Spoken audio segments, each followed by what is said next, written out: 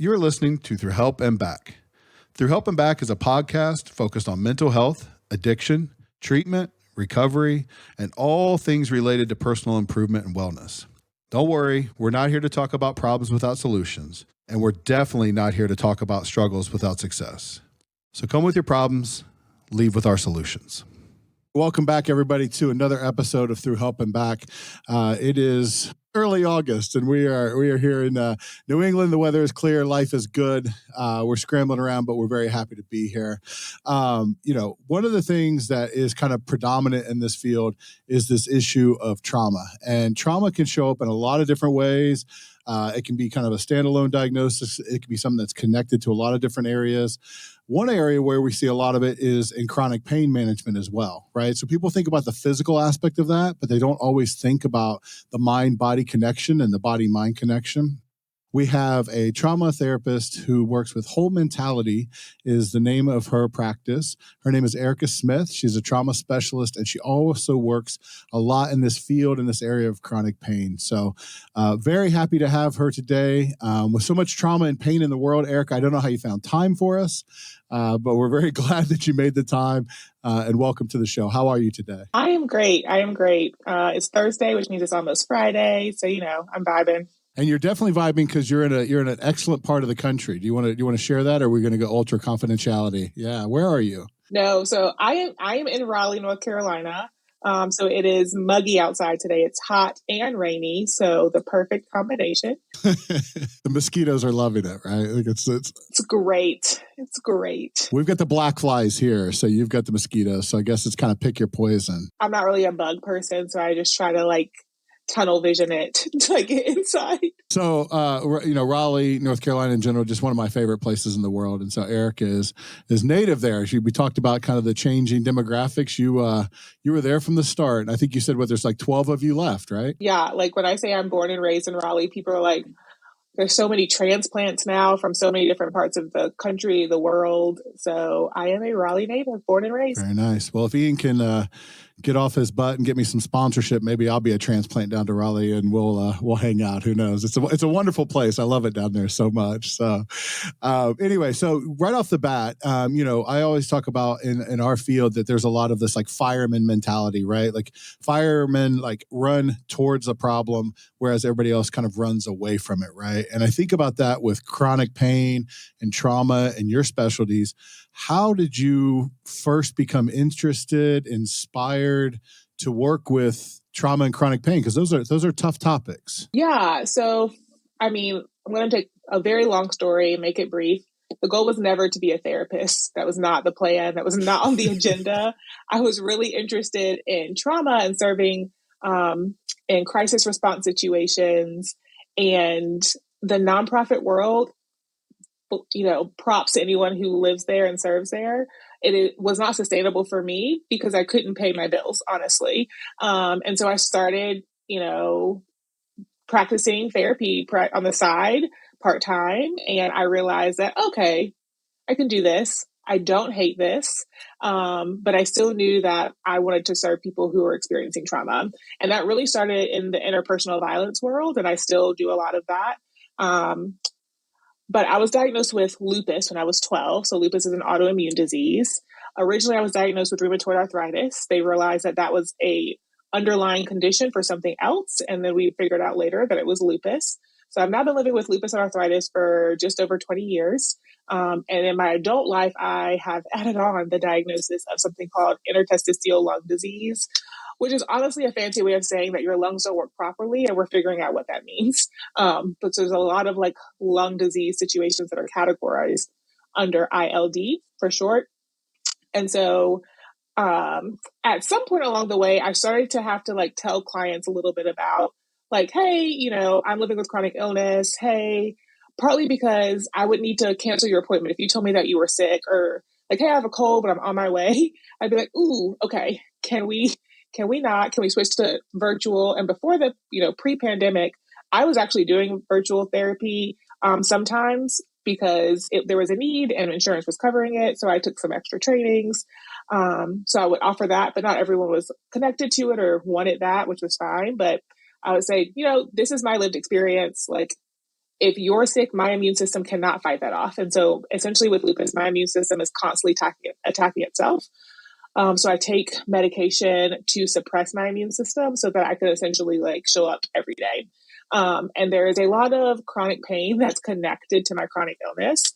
And for a long time, I had to go on my own therapy journey of processing through the grief of letting go of what I thought my life would look like prior to my diagnosis versus what it's actually turned out to be. And while I am so grateful for the life that I get to live, for the fact that I have health insurance, there are so many realities in this country which make living with chronic illness, that alone is difficult and is a traumatic experience. And then having to navigate the systems for which we operate with healthcare in this country is a whole nother layer. Then we have a pandemic. Alrighty. So everyone's virtual, everyone's home, everyone is, practicing these boundaries that we've never been forced to practice. It was during the pandemic I learned that I am not designed to work from home. I was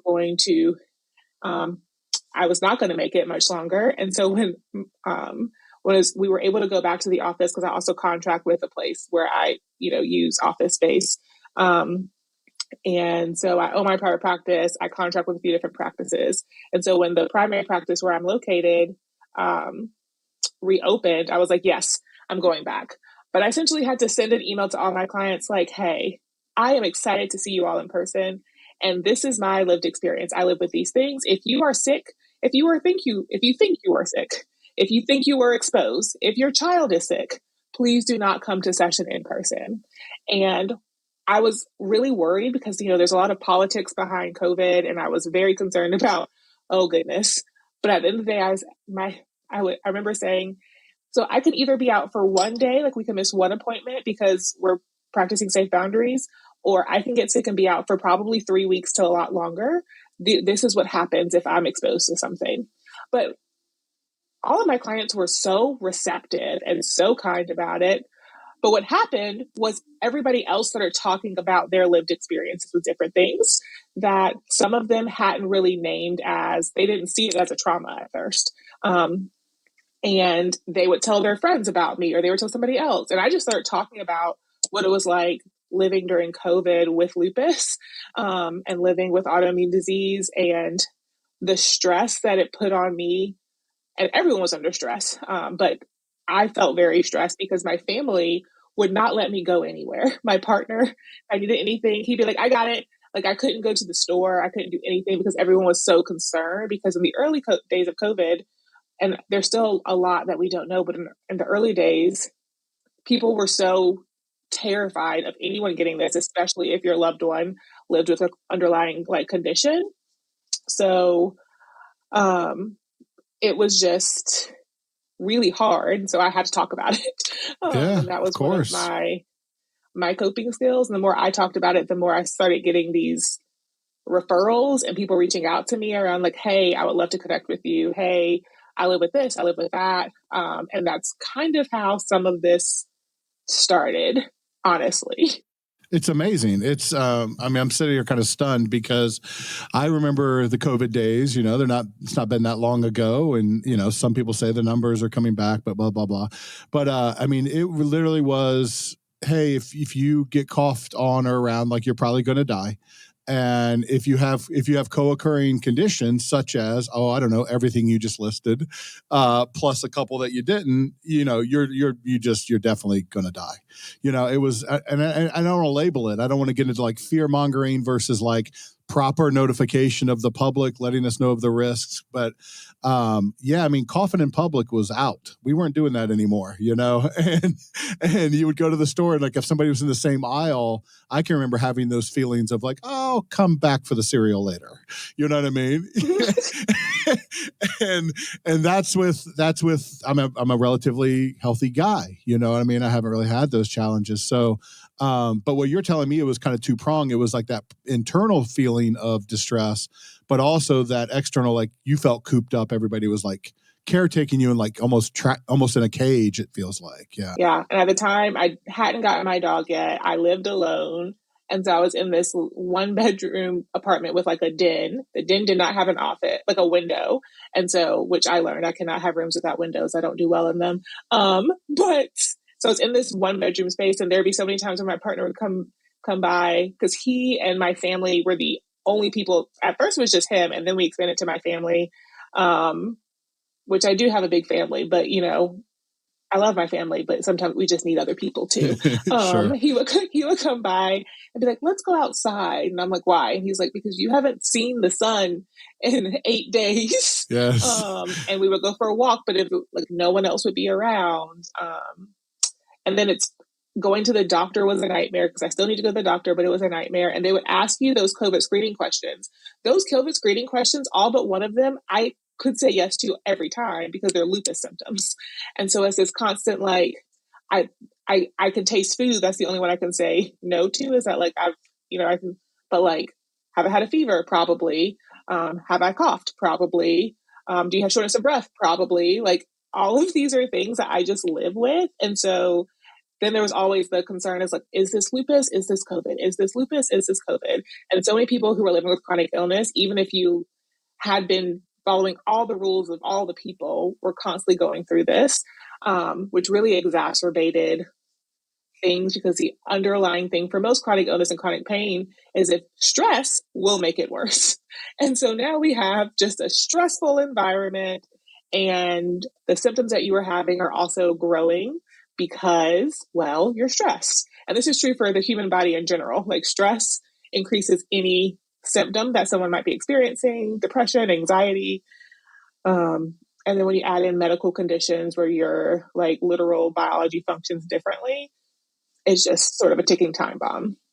You made a comment about I had to come to terms with the life I thought I was going to live versus the life like I actually have, and it sounds like you've had to do that a couple of times because I'm hearing like teenager original diagnosis, and then later life you added, which was a funny way of saying like you got dealt another bad card, right, or another challenge. So can you talk a little bit about that? I mean, I'm thinking about you as a teenager. Like, how did you think about your life, and what were you planning on doing, and then what started in terms of like your body notifying you, like how did that change take place? So growing up, I loved to run when I was a kid. It's funny, people who know me now would be like, "You don't run," and I was like, "No, kid Erica ran and loved to run and was so excited for middle school and high school because I was going to run track. Like that's what I talked about.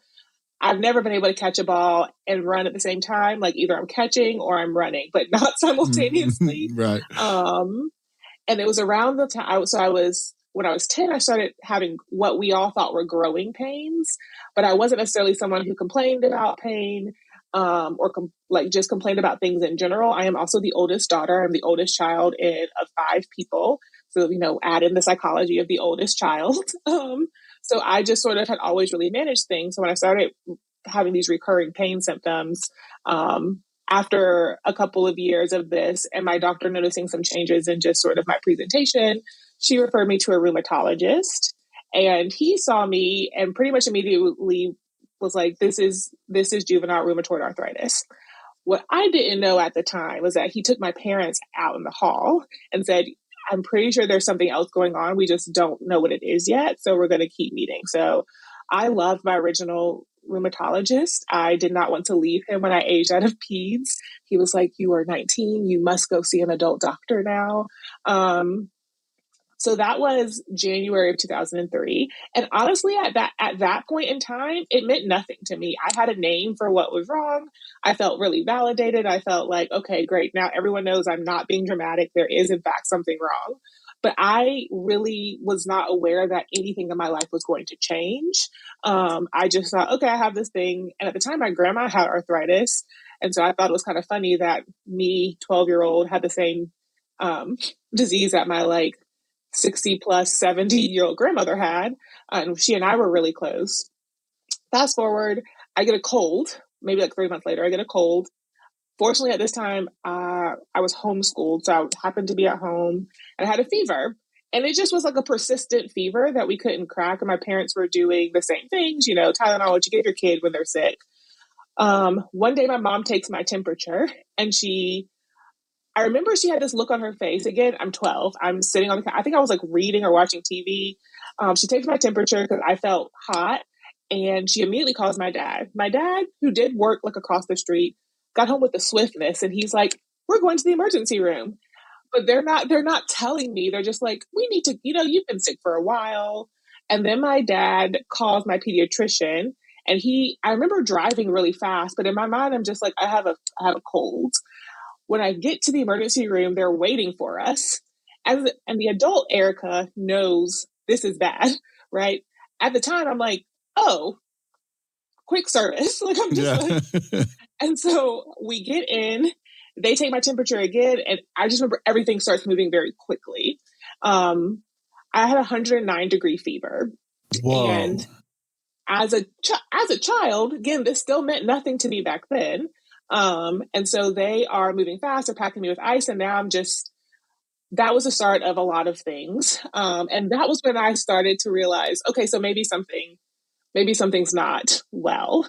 I was in the hospital for a week, and then when I left, I had a preliminary diagnosis of systemic lupus erythematosus. So there's different forms of lupus. I have SLE. Again, I'm still like, okay, there's a name for it.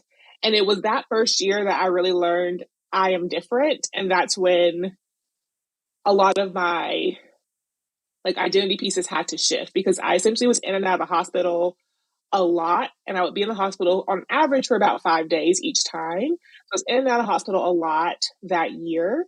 And it would be just like, I would be doing basic things. Like, I remember jumping into a pool, and then I got a terrible migraine. My blood pressure shot through the roof. Because one of the medications I was on would give me migraines. They couldn't take me off the medication because my lupus would shoot through the roof. And then at the end of that year, my dad died suddenly in a car accident. So my family was just going through like all of these things at the same time. And then all of these different stressors. My lupus is very active. And so part of, sometimes when I talk about this, people are like, well, what was it that, sort of shifted the way you saw yourself? I was like, it could have been a plethora of things. I got very sick. My grandma, who I was diagnosed with that year, got diagnosed with Alzheimer's. And then my dad died, all within like the same calendar year. And my youngest brother was born that September in the middle of all of this. And so there were like so many layers. So sometimes it's hard for me to pinpoint, like, when did I start to decide that my life had to look different? Like, at some point I realized I was just not going to be an athlete. I had trouble walking up a flight of stairs for a very long time. And so I shifted into like throwing myself into schoolwork because I could control that. And in the hospital, I could still read a book. I could still do my homework. I could still do my math. And even when they were like, you need to rest, I'd be like, no, I have an algebra test on Tuesday. They're like, you won't be there at school for this. But I would still just be like, no, I'm going to focus. And so my identity really became being the best student I could be so I could get a full ride to college because my mom can't afford to send me. And that became my whole thing. And of course, we know when we put our identity in something like that, it's not really going to work out for us. So I got the full ride. I got into the school. My first semester, I bombed, and I was crying all the time because it was like everything I had built my life around that I could control. And I picked the college. So I went to UNC, which I picked that college partly because I was at UNC Hospital. Like, all my doctors were there. So I would just walk to appointments. So I knew it wasn't going to be an issue. Like, if I got sick, well, I'm like, I'm already here. So, oh, wow.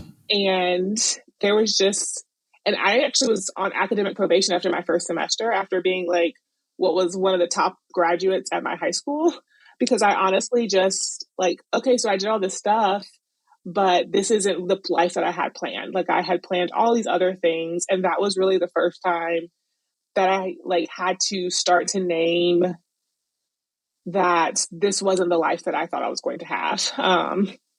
And there was like a lot of duality because I was raised in a home with faith that I am very like happy about and still part of my identity. But part of it was that like, you don't complain, like be grateful for what you have kind of a thing. And I had to go on my own journey of learning that like you can be grateful for things and also sad for other things. And both of those can live in the same space. Yep.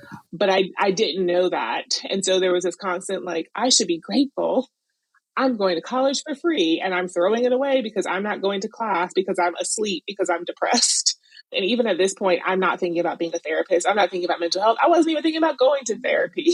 It was just like, I'm trying to figure out how to go to class. I think the most shocking part of your story is learning that UNC can put people on academic probation. I didn't think they did that there. I thought, I'm kidding. Okay, I'm a Duke fan, so I had to get. I'm totally kidding. Look. We were getting along so well, right? And then, no, I'm kidding. But no, it's so much, Erica. It's so much. Like, I want to like get in the DeLorean and go back in time and like give 12-year-old Erica a hug and tell her it will be okay. Like, it just seems like so much all at once at a crucial time in life. Like, by the way, all the developmental things that are just naturally happening for teenagers during that time, and you lose the support. You have to grieve the loss of your younger self and accept these things. And oh, by the way, you're 109 degrees and somehow conscious. I don't know how you're awake for any of this. I want to kind of twist that around a little bit. So I know you talked about throwing yourself into academics, but what about it? Because I think people in chronic pain and just with chronic issues have to kind of, you can go victim or you can go, the other way, right? What do you think it was about you internally that you found that strength to carry on? Or was it outside supports that fed you that strength to carry on? Like, just what resources did you draw on to just get through that time? Where does that come from? Yeah, that's a great question. And I think there's so many different pieces, right? So and it's funny because in the chronic illness community, one thing you'll hear people often say is how they're so tired of being labeled as resilient because they're tired of having to be resilient. When it's like the other option for them individually, and this isn't like a system statement, but it's like if I'm either resilient or I'm dying, like those are the two options that I'm given. There is another choice. And so while I had like a very, very strong grandmother and a very strong mom, and my dad's sister at the time, she's still her sister, but at the time, right after my dad died, she basically moved in with us for about 3 or 4 months. Still to this day, don't know how she did that. She just was like, I'm going to go help Cassandra, my mom. I'm going to help. I'm going to serve. I'm going to show up. My mom had 5 kids and just 3 of them were under 4. And so part of it was I definitely felt like I was not going to give my mom one more thing to do, which was not necessarily a healthy response, nor did my mom put that onto me. My mom was always asking, like, how can I support? What do you need? I had to have emergency surgery last year and I called my mom. I was like, oh, they're about to take me back. And at some point I hear like chaos in the emergency department. I was like, she's looking for me. I just knew it was my mom. I just knew she had stopped what she was doing and driven. And she was like, my daughter's having surgery. I'm supposed to be here. And I'm like, hello. But that's just who she is. She loves you. I'm so grateful. I'm so grateful. But so at no point did she ask these things from me. I think part of it was I can't handle my emotions. So I'm going to shut them down. I'm going to throw myself into behavior and be as unproblematic as possible. And so it was partially a trauma response, honestly. But I also was trying to figure out, like, how am I still going to have a life? Because one thing that I always looked forward to is I have a very strange obsession with the Eiffel Tower.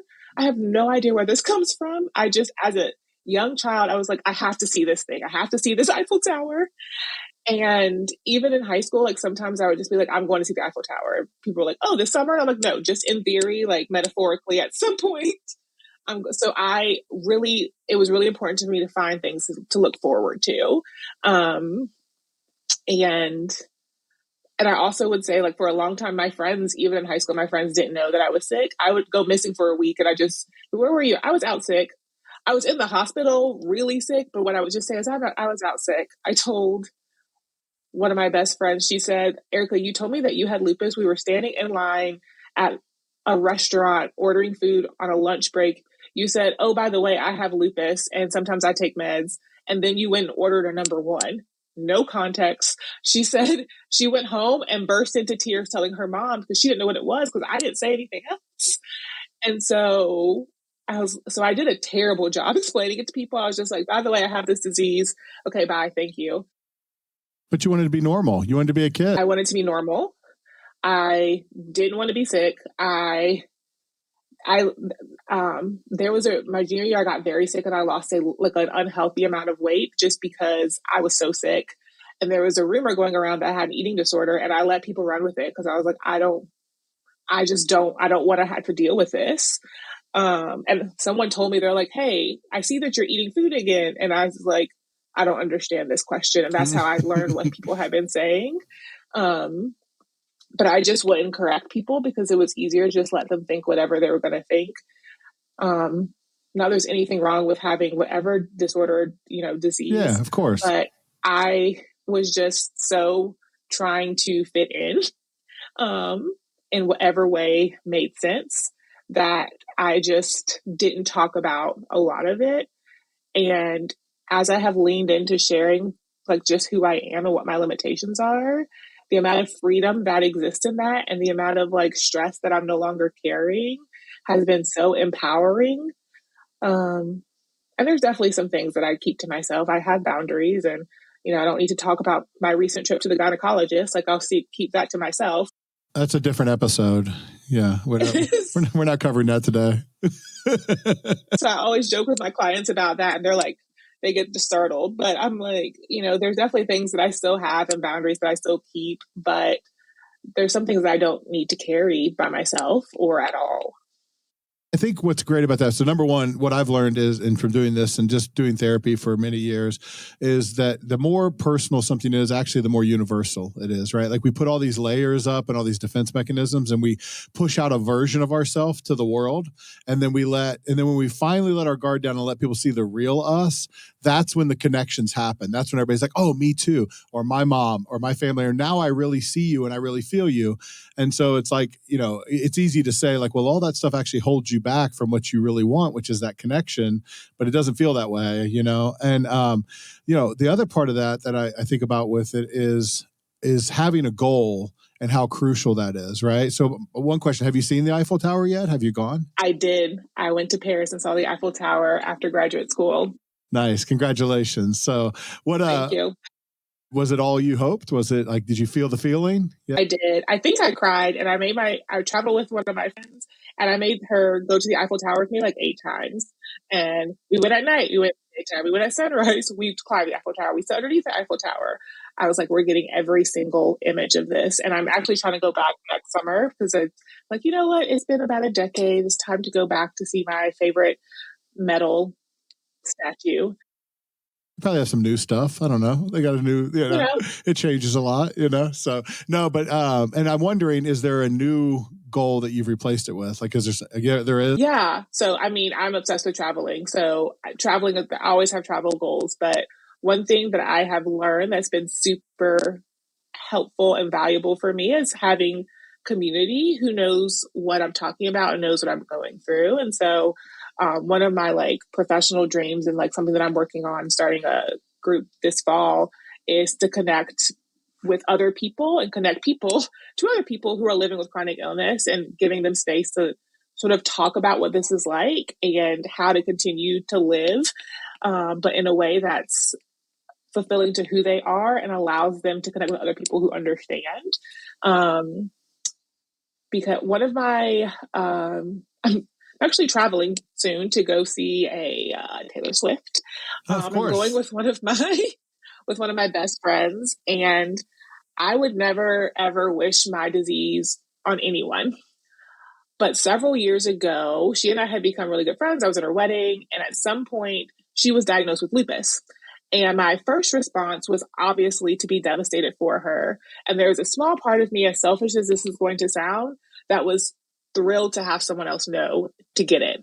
And I've told her this, it's like, I hate that you have this, but selfishly, like to be able to be friends with someone who knows what it's like has been so empowering and so impactful. And even thinking about traveling with her or traveling with some of my other friends who know me, because I have traveled alone, but for the most part now I travel with someone. It's been just so great because if I'm like, hey, I can't breathe, there's no rush to climb a mountain. I'm like, okay, let's sit here. I also I'm not really like into not climbing mountains. I'm just saying in theory. Yes. There's like a lot of respect there.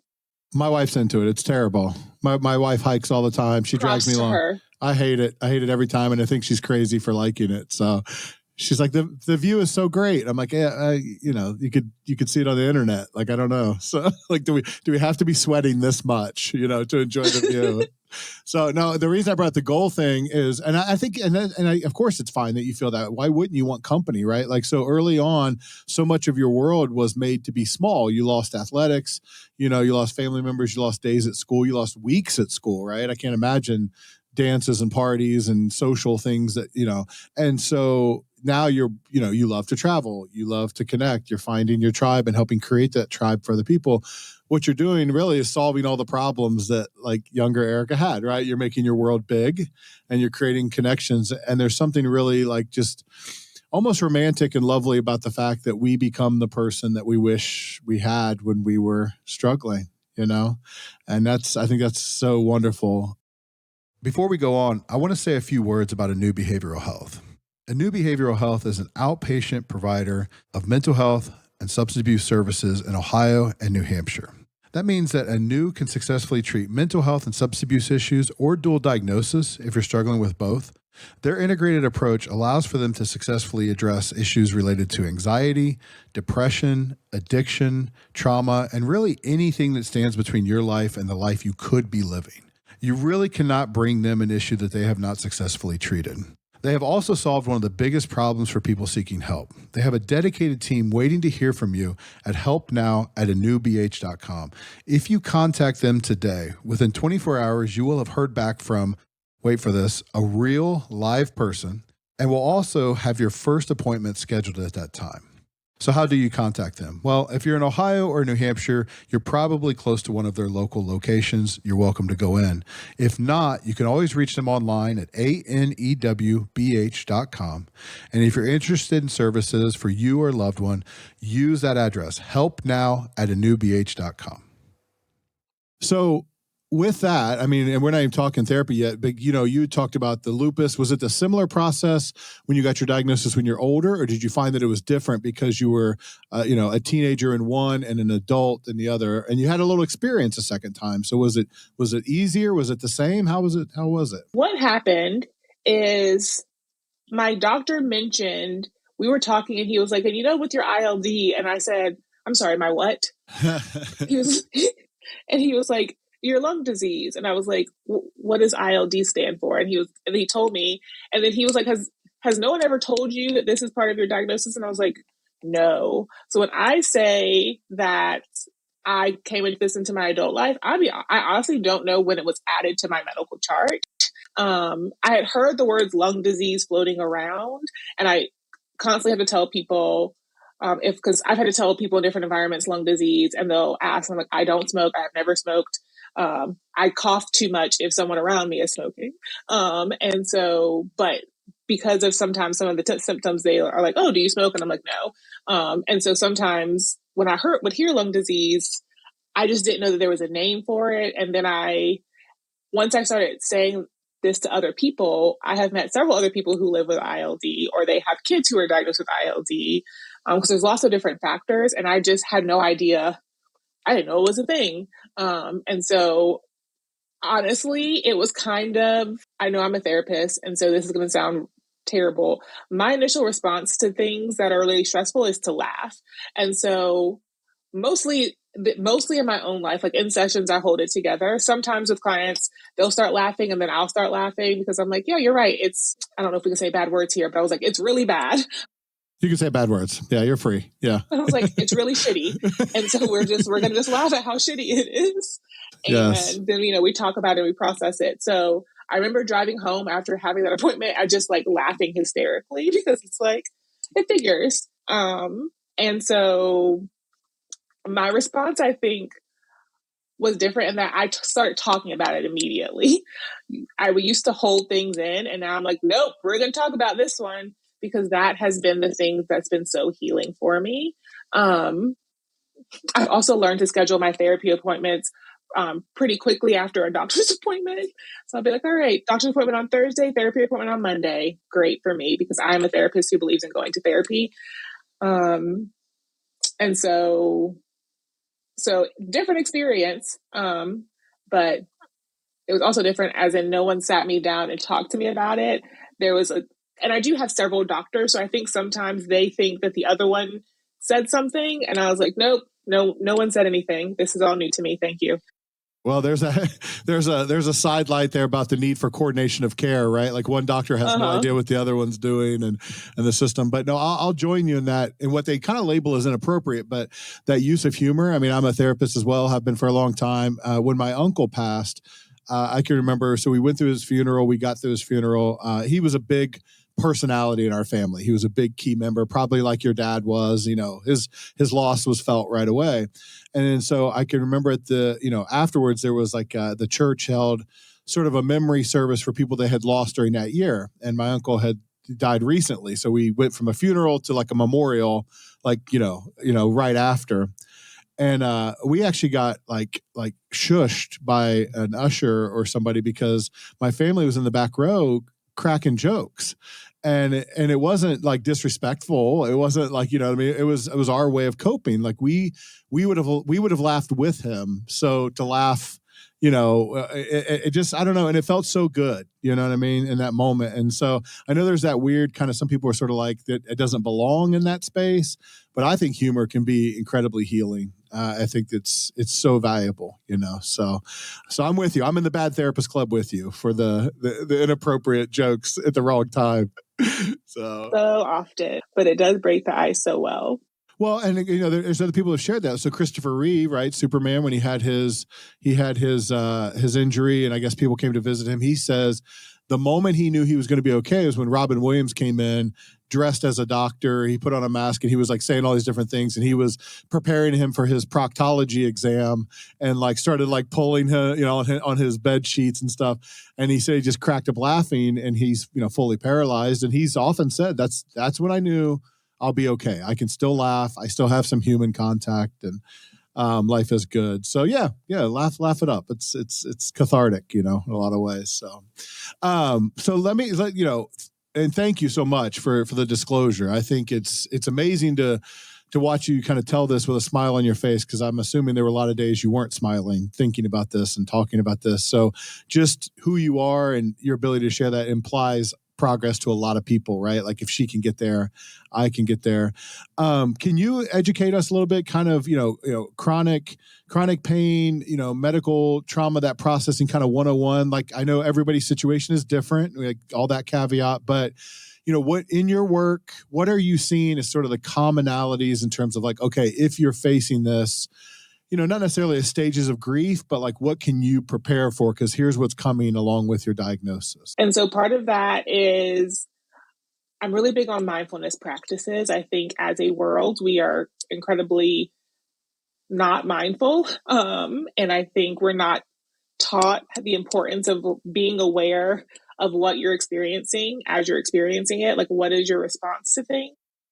I can't do that, Erica. I can't do it because I have to check my phone. Like, so I can't. Mindfulness doesn't have a place, right? As I check my phone, right? And we talk. Yeah, that's why they're taking it out of us. But go on. I'm so sorry. Yes. No. And so I often will start with my clients and see, with as it makes sense for clients, like, tell me about your favorite meal that you've ever had in your life. And for mine, it's this steak and avocado sandwich I had in a random shop in Guatemala. And I think about this sandwich. I wrote about it in my journal in great detail. And to this day, like if I think about the sandwich, I can give you all kinds of information. And this is a question that I normally use to open up this practice of mindfulness, because almost everyone can tell me either about their favorite food, their favorite beverage, or something that just stands out in their memory. And I'm like, okay, so this is what I'm looking for from you. Like what you just gave me here. And this is going to be one of the things that is so important in your chronic illness, chronic pain journey, to start to notice things as they're building. Because oftentimes clients come in and they're like, and it was all of a sudden I was very sick. And I was like, no, you were probably sick for a week. You just haven't learned how to notice some of these things. I realize there are times when you wake up and you're like, okay, I'm very sick. But for so many of us with chronic pain, chronic illness, there really are these like low level cues that we have to become really attuned to our body to know. So there's this mindfulness practice. And on the other end is this acceptance. And this is the other piece that a lot of people really struggle with, especially I see it most often when the diagnosis is pretty new. And it's like, okay, this can't be it. Is this it? What if we do all these other things? And I am someone, I'm open about the fact that I take medication. I've talked about it on my Instagram. And I'm like, yeah, this is part of my journey. I take a lot of supplements, but I also take prescription medication. I go to the doctor and I try to eat vegetables. I love chocolate. I love brownies. And I love coffee. And I'm also going to drink this gross green juice every morning because it's good for me. So it's like, there is no world in which I give up brownies and chocolate chip cookies. I refuse. But I'm also recognizing that I also need to eat more of these other things and these anti-inflammatory foods as part of my diet. And this is part of my journey toward acceptance, because there was in college, I lived off of Captain Crunch and Captain Crunch alone. And it's amazing that I'm alive to tell this tale. But I still have Captain Crunch. I just eat it less often. And I tell some of these stories because a lot of it is there's often a lot of barriers to accepting the fact that, hey, this is part of my lived experience now. This is especially when it's a disease or an illness that has no cure. And there are technically people who live with certain chronic illnesses like lupus where it might go into remission. But there's no cure for this. And that can be a really, really difficult journey to recognize that, hey, some of what you thought your life is going to look like is not what it's going to look like. And accepting that reality can be such a process, and making space to recognize the grief in that is so important, because I think sometimes people, when you say grief, they're like, well, no one died. And I'm like, well, part of you is not here anymore. Part of your dreams that you had for yourself might be gone. Not wholly, right? I still get to travel, but I really, as a kid, could have thought I was going to go backpacking through Europe. That was what I thought I was going to do. And I'm like, there is no way today that this Erica is going backpacking to the mailbox. Like, I'm just not going to do it. And so recognizing that, like, some of what those dreams look like might have to be reshaped and reframed. Doesn't mean you don't get to do them, but you might have to grieve the way you thought you were going to do them. And the way you thought this was going to look like, and the way that you had planned for. And letting go of plans, it can be really difficult for anyone at any point in their life.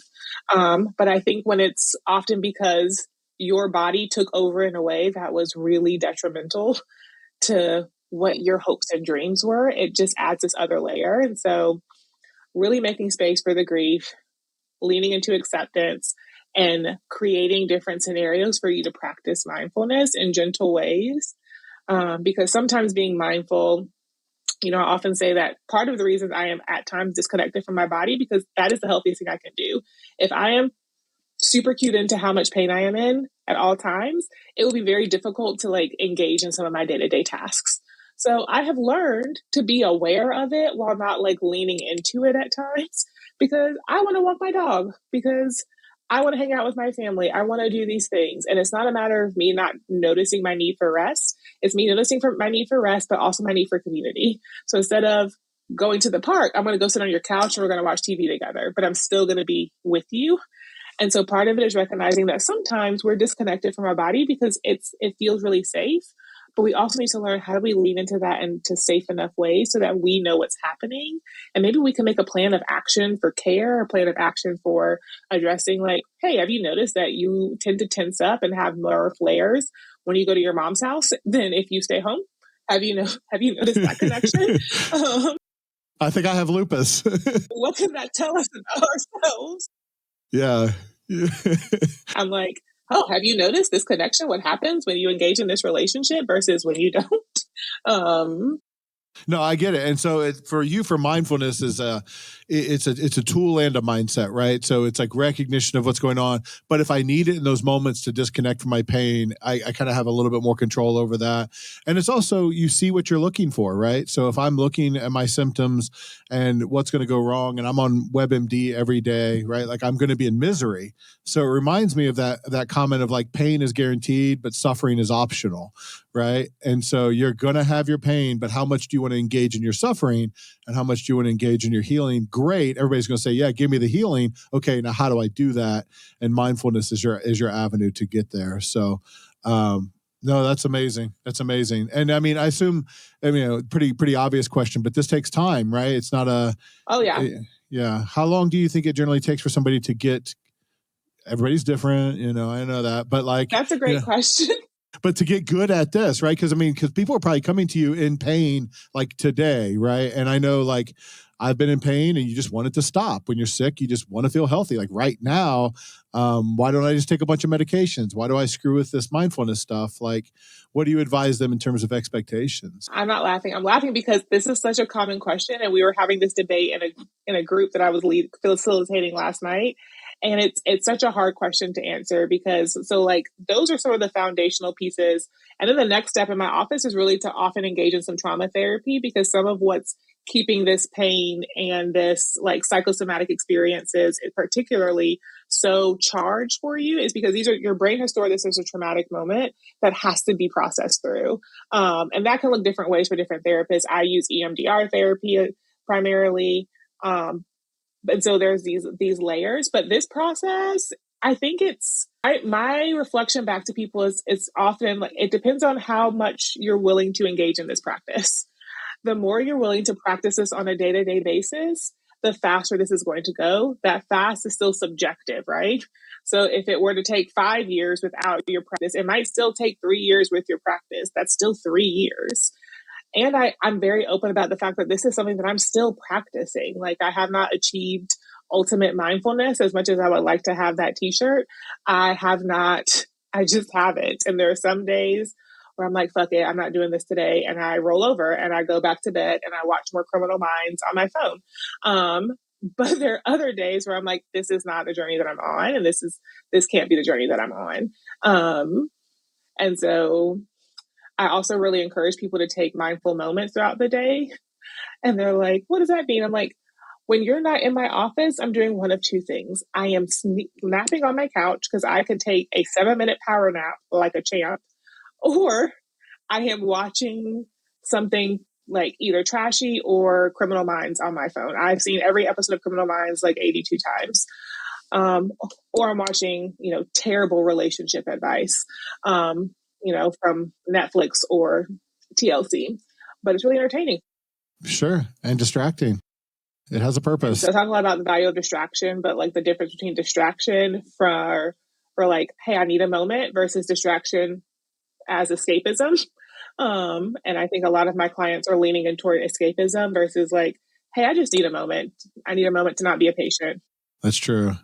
And then you look at their phone activity and it's like 12 hours a day, and you're like, that's not a coping skill. That's not your whole life. Like, that's not what you're using, temporarily as, a crutch or something that's taken over. And I want to kind of call back to some of the stuff you talked about grieving the loss of the life that you thought you were going to have, because that connects to my work a lot. I'll work with people who are in addiction, and a lot of times I'm working with family members, right? And they use this phrase of like, I want them back, right? Like I want my child back, or I want my husband back. I want them like they were before this happened. And a lot of that kind of what I call a cold bucket of water is like, that person is gone. There's no coming back. Right? There is no coming back. That relationship is over. You now know this. You now have this as part of your story. How do you connect and learn to love the person that you have now, the person who has to go to meetings every day, the person who you have to lock up your medications when they're around, the person who's going to need different types of support than the visions that you had for your husband or your child? And so I think in terms of support systems and in your work, especially with chronic pain individually, that's an important, when you say trauma work, I imagine a lot of that trauma work is just coming to terms with, I don't get that anymore. There is no going back. You know what I mean? Mm-hmm. And so what does going forward look like? This is so, Yahoo News article, but like, are there like 2 to 3 things that people who manage their chronic pain well do differently, or better than the people who struggle with their chronic pain? Like, what are the common factors in the people who really get this down mindset wise, thriving, not surviving, like the people who get it right? What does that look like? Well, I would say a big thing is like listening to your body. I think when we are we're choosing not to practice acceptance, part of that means is that we're not listening to our body. And so things are often getting worse because we are not listening to what our body needs. And I have to remind clients that like all bodies need rest. I won't speak for everyone, but I will say this country is sleep deprived. Like as a nation, we are sleep deprived. And what your body can't do is heal or recover if you aren't sleeping. And so I usually start with sleep and water, which people are like, oh, like, no, honestly, like you need sleep and water more than the average body does, barring variations in your medical presentation. And so I talk about listening to your body, and I was like, someone who living with chronic illness, chronic pain is learning to listen to their body's cues and learning what they mean so that we can develop like plans of actions for these different things. But if we're not listening to our body, all this other stuff is not going to matter because we don't know what's happening. We're out of touch because we are avoiding and not accepting, which I recognize as a trauma response, but it really is doing so much harm for all of us. I would say the other thing is we need community. And when you're living with chronic pain, if you're living with chronic illness and you don't have community, you're not going to be able to do everything that you want to do. There are some days where I just can't do things. My brother-in-law lives with me, which is great. And he's probably one of the most entertaining people you'll ever meet. But it's actually been really great. And just knowing that someone else is here has actually relieved some stress. Because before I lived alone with my dog, who love her, she is not a guard dog. Please don't rob me. But she's just not a guard dog. And she's very friendly or scared. And so it's just been so helpful. And there's so many times where I need help and I just call one of my brothers, I call my partner, I call one of my friends. So my coworker, look, all of my coworkers know that I have lupus, but some of them can recognize when I need support and they make me laugh. And I'm like, I don't need for you to do anything. Sometimes I just need someone to make me laugh in that moment, and it breaks up some of this. And so figuring out, I recognize not everyone works in a therapy practice where you probably have other people who are mental health friendly and aware, but figuring out like, who are your people, who's your community, who you can talk to. And this is, we still have boundaries there, right? My friends can't be my doctors. My friends they're not my bank accounts. There's still really healthy boundaries there. And I have one of my friends, all she does is send me memes. And I just know if I'm having a bad day, I can go to that folder and I have 85 memes that I haven't seen. And that brings me so much joy. And I think the third thing is honestly to take time to do the work to grieve what you thought you were going to have. Because so many people are carrying that with them and it is exacerbating everything. It's preventing them from engaging in acceptance. It's preventing them from engaging in community because they're carrying shame or discomfort around not being who they were. And their community can't do anything with that because they don't know what's going on. And so no one of those three things by themselves are enough. It really is like these are pieces, and then obviously there's like individualized plans that people would have, but all three of these things are so important as we're trying to figure out like, okay, so how do we move forward? How do we figure out tomorrow and lean into tomorrow, recognizing that, hey, my presentation every day might look different. Hey, this is part of my new lived experience. This is now part of my identity, but it is not all of my identity. But it can become all of our identity if we don't listen to what's happening.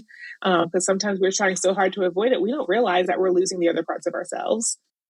That's huge what you just said there, that it's not all of your identity, right? Like nobody is one thing. No matter how dominant that thing can feel to you, there's so many layers and there's so many angles and we evolve, right? Like who you are in your journey dealing with chronic pain and chronic illness is not who you were when you started the journey and not who you're going to be 5 years from now, right? You're still practicing. So, kind of an out there question, kind of non sequitur, but you've been through so much and you smile a lot. Like, are you happy? Are you like day to day? Are you loving this? Are you accepting this? Like, where are you with that? I would say I'm really happy with my life.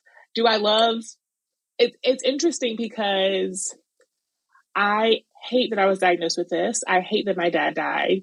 I hate all of these different things, right? And I don't know who I would be without them. And it's like this twofold process.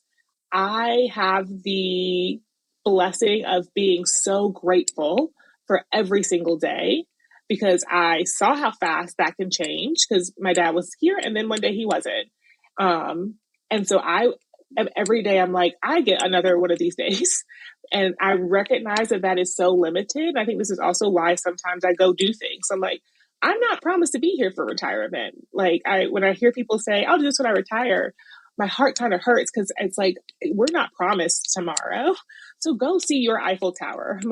I said to some of my friends, like, go see your Eiffel Tower. You can have mine if you want, but what's yours? And I also recognize that, like, when I have good days, I make them great. Because there can be some pressure there, because it's like, okay, today's a really good day. Let me fit 85 things in there. So I've had to learn how to still take care of my capacity even on my good days. But yeah, I would say that, like, this has taught me to be so grateful and intentional with myself, with my decisions, because we are not promised tomorrow. I don't know what tomorrow is going to look like. I've gone to the doctor thinking that something was wrong, and they're like, you need to go to the emergency room. And I'm like, well, that's not how I thought this day was going to go. And so there's just definitely been so many reframes that I'm 32. I feel like I get to be so much more grateful for things than some other people do, because I have had to deal with some things. And I think that we can all learn to be grateful. Like, I don't think it requires trauma for that, but I sometimes wonder if I would be as grateful and intentional as I am had I not been through these things. I appreciate that answer so much, because I feel and I want to say this in the most complimentary fashion possible. I just feel like how common those challenges are. Like, you have special diagnoses, but you have just human challenges. Staying in the present, staying grateful, making the most of the days that you feel like it, accepting yourself when you don't feel like it, right? Like, not feeling like every day has to be an A+ day. And just working on that mindset of appreciation and acknowledgement that, like, not every day is promised. Like, you don't need a diagnosis to face those challenges or to deal with that. That's part of the human software package, and we could all benefit from doing better in those ways. So it's funny, because I think about, again, 12-year-old you just trying to fit in, and here you are, like, this has taught you to live in a way that kind of helps you get down that road on those challenges. But those are really challenges we all have. I have the same thing. I've got a to-do list as long as my leg. I feel like I'm working through each day. I'm so busy and I'm on my phone, and how do I stay present? Like, I don't carry any special diagnosis, and I still have those challenges today.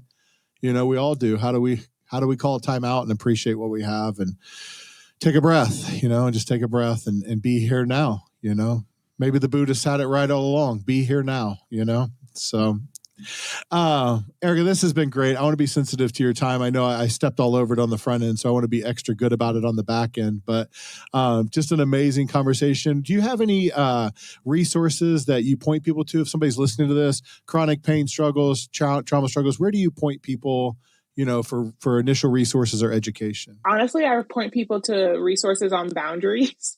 I think sometimes I think we all need some boundary work. And so I really like Nedra Tawwab Glover. Glover Tawwab has a book called Boundaries, and I'm a huge fan. Set Boundaries, Find Peace. That I'm a huge fan of, and she has one for families. But and if you're someone who's living with chronic pain, there is a book called The Way Out, and it's all about psychosomatic chronic pain or non-structural chronic pain. So it is specific for people who are living with pain that doctors are like, hey, medically you're fine, but this is still a presentation for you. And that's been a really supportive resource for a lot of my clients. And there are actually a surprising number of therapists who specialize in chronic illness and chronic pain. There's a growing number of us. And so if you need it, if that's a resource, you can feel free to find me online. I'm starting a chronic illness community group that'll launch this fall. So there are resources. And if nothing else, I would say, like, call a friend and talk to them and tell them how you're really doing. And that can be so impactful. And so that connection is just so important. And Ian does a great job. We'll get all of your links and everything in the show notes below and make sure we connect to your practice. Do you just help people in North Carolina, or can you branch out, or are you just state specific? For therapy services, North Carolina, because that's where I'm licensed. I am doing more like coaching and community group facilitation that will be non-state specific, but that will not be therapists. That will not be mental health therapy. That'll be more like community support group work, because it's been like a request that I get often, but I still encourage my clients over there to have their own individual therapist wherever they are located. You got to love the wordplay game that the artificial barriers put on us with therapy. It'll be therapeutic coaching, right? It won't be therapy because that can't count. So many things, so many feels. But yeah, I've been stumping for this lately. It just national certification, national licensure. I don't understand if you're a licensed therapist in North Carolina, why you aren't a licensed therapist in New Hampshire, California, Wyoming, all of the above. I mean, there's come on, let's be grown-ups about this. So, Eric, I just thank you. I don't know how else to wrap up except with gratitude towards you. I mean, I feel kind of that mixture of, oh my gosh, she's been through so much, but I don't pity you at all. I feel like inspired by you. I think it's amazing. And I just appreciate you sharing your story. Like, thank you so much for making the time and coming by today. I really enjoyed this. Thank you so much for having me. Thank you. This is such an easy conversation. So I really appreciate you creating this space. No, thank you. And we always close up. We give a shout out to our sponsor, Anew Behavioral Health, ANEWBH.com. If you need immediate help now at AnewBehavioralHealth.com, because we have to watch out for states, right? So if you're North Carolina, we can't help you. Go to see Erica. She's my friend and she does a great job, you can tell. But if you're in Ohio or you're in New Hampshire, reach out to Anew Behavioral Health. We joked on this episode about the need for integrated care and how you have a team of helpers that aren't talking to themselves or each other. That's what Anew does really well. They have psychiatrists, nurses, case managers, therapists, social workers. They work on the mental health addiction side, and they're all on the same team. They're all communicating and building individualized plans that are coordinated to your specific needs. So if you have those needs in Ohio or New Hampshire, please reach out to that. Thanks to Ian. Producer Ian was here. He stepped out. You guys didn't know because he's awesome and he's got it all automated. And this ship is running on AI on autopilot sometimes. But that's a shout out to Ian and his big brain. He's got that figured out for us. And thank you to you. Always the biggest thanks to you guys. Time is your most valuable resource. We just talked about how it's short and it's not promised. And you just spent an hour with us, and we appreciate that so much. So I hope it was worth your time. Until next time, take care of yourself and take care of each other. Thanks so much. Hey guys, although Through Help and Back is an excellent podcast with a lot of great ideas, I do want to let you know that in no way is Through Help and Back expected to be perceived as or relied upon in any way as specific medical advice or mental health advice for you personally. The information provided through Help and Back on our website or our podcast is not intended to be a substitute for professional medical advice, diagnosis, or treatment that can be provided by your own providers. Do not use our content in lieu of professional advice given by qualified medical professionals, and do not disregard professional medical advice or delay seeking professional advice because of the information you have read on our website, heard on our podcast, or otherwise received from us. Although we love discussing issues related to healthcare, mental health, and addiction, we are not providing direct healthcare, mental health care, medical, or nutrition therapy services. We're not attempting to diagnose, treat, prevent, or cure in any manner whatsoever any physical or psychological ailment, any mental or emotional issue, disease, or condition. We are not giving you specific medical, psychological, or religious advice whatsoever.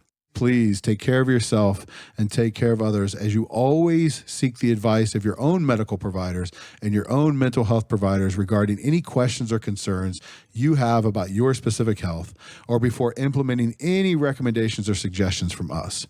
These are ideas that have worked for other people. We think it's important to share them. We do not guarantee that they will work for you specifically. Do not stop taking any medications without speaking to your physician, nurse practitioner, physician assistant, mental health provider, or any other healthcare or medical professional. And if you have or suspect that you have a medical or mental health issue, contact your own healthcare provider promptly. Also, one last thing, if you know or suspect that you are currently experiencing a crisis, it is absolutely imperative that you seek the advice of your doctor or other emergency healthcare services prior to ever thinking about using our content. We love the conversations. We're glad you're stopping by. We hope you take a lot from the content. But again, for your specific individual medical situation, please always seek quality personal care from your own providers. Do not let this information or this advice stand on its own. Thanks so much for listening.